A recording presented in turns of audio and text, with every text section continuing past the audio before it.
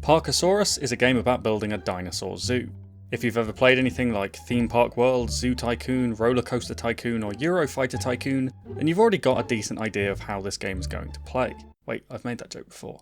It's got a cute, low poly art style and chilled out music, and Parkasaurus' gameplay matches that aesthetic in that there's a clear passion for dinosaurs here, but this isn't a game that takes itself very seriously.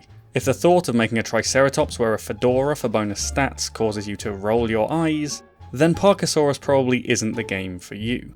Dinosaurs in modern media can be sublime, scary, fascinating, cool, or the fifth option that Parkasaurus takes, fun.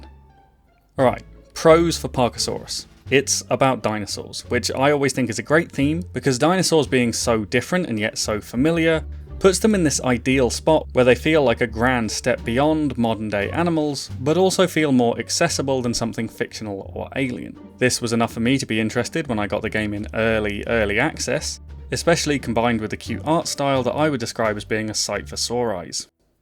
No? Okay. Building your park is a lot of fun. Starting off with a blank canvas and adding your first dinosaur enclosure is neat and simple, but after those first eggs hatch, there's still plenty of space to expand and upgrade. The enclosures can be whatever shape and size you build, and so you can customise the rest of your park around them with a lot of freedom.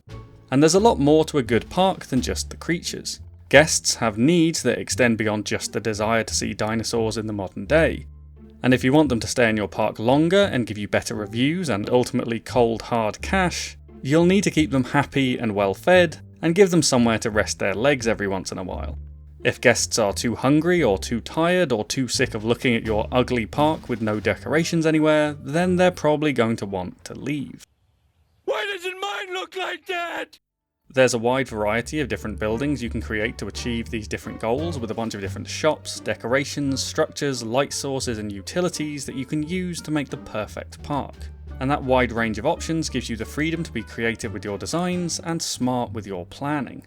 There are 2 progress tracks which unlock or research new items for your dinosaurs and guests. One track needs hearts that you gain from happy dinosaurs. I did say this game wasn't very serious. And the other is from research points generated by your scientists. You can hire vets, janitors, scientists and security guards from your office screen, which also gives you a decent overview of how well your park is doing, and has an encyclopedia of all your dinosaurs, which I think is a nice touch. The security guards mostly catch little pickpockets, but their main role is safety in case of a dinosaur breach. If a dinosaur feels threatened or out of place, they get angry, and angry dinosaurs might resort to drastic measures like breaking out of their enclosures, especially if you're cheap and surround your 5-ton prehistoric creatures with a small wooden fence. The easiest way to prevent that is to make an enclosure the dinosaurs are happy in, with a suitable environment that has enough elevation, enough water, and the right amount of terrain appropriate trees and rocks. It's not quite that simple. Dinosaurs also need toys to keep them occupied, adequate feeding stations, and sometimes even a herd of friends depending on the species. But for me, the most interesting mechanic, because it's one I've not seen before, was dinosaur privacy. Too many strange modern ape creatures staring from all sides puts the dinosaurs on edge, so you want to build enclosures with spaces to hide behind opaque walls or in long grasses. But those strange ape creatures fund the park by buying tickets and balloons, and if they can't see the dinosaurs, they probably won't want to come back. So there's a balance to be struck, and it's a neat problem to solve. There's a privacy view tool, which is a really nice quality of life feature that lets you see how secluded any tile is, and there's also a similar tool for gauging which parts of your park have been improved by decorations. And these are really useful for optimising your park on a mechanical level if that's what you're into. It's certainly not perfect though. While privacy is good and interactive, other parts of enclosure building aren't so much. Terraforming enclosures to the right biome feels very repetitive.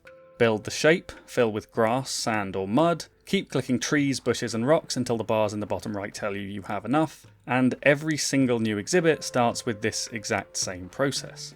If you don't entirely fill an enclosure with grass, sand or mud, it doesn't even register a biome. But there's no way to autofill an enclosure with a surface, a feature that even The Sims 1 had for laying carpets. The only real annoyances I did have were with 2 sort of mini-games. One of them is the dinosaur's health. If a dinosaur gets sick, your veterinarian sends you a message with the dinosaur symptoms, expecting you to go into the Office tab, open the medicine chart, find the symptoms, read the cure, and then click on the dinosaur and recommend the corresponding medicine. It's only 30 seconds or so, quite infrequently, but if I'm concentrating on building a new section of the park, then I want to keep building my park. And really, why are they asking me for this anyway? What am I, a doctor? The way to acquire new dinosaurs in Parkasaurus is to go through what is essentially a Stargate to collect dinosaur skulls and footprints, which you then inject into chickens, along with different rarities of magic gems, and then the chicken hatches an egg of a specific dinosaur? Say it with me, this game does not take itself very seriously. The Stargate itself, however, is a minigame where you and your staff have to dig down to uncover bones, but the shape that everyone digs in is different, and you want to uncover as many new finds as possible before running out of dig attempts and without breaking any. And it's fine the first couple of times. But afterwards it starts to feel like a chore because it never really changes, it's incredibly easy, and it's not the game that I want to be playing. Luckily, you can tell the game to auto-dig, but it has a cost of $1,000, which early on could be an entire day's income. A list of dinosaurs to buy from an intangible shop could probably have replaced this entire bit. Quick question, am I overly critiquing a game that was probably designed with children in mind? No, it's the children who are wrong. Autofill enclosures to create biomes, make the auto-dig feature free, and make my vets do their damn jobs by themselves so that I can do the fun bit of building a dinosaur theme park.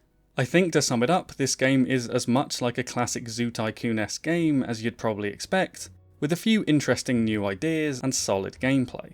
If you think the idea of building a dinosaur theme park sounds fun, and you aren't put off by the dinosaurs being cute low-poly blobs wearing hats, then there's no reason not to give it a go. There are definitely a few small changes that I know would make the game more fun for me, but despite that, I've still had a great time with it so far.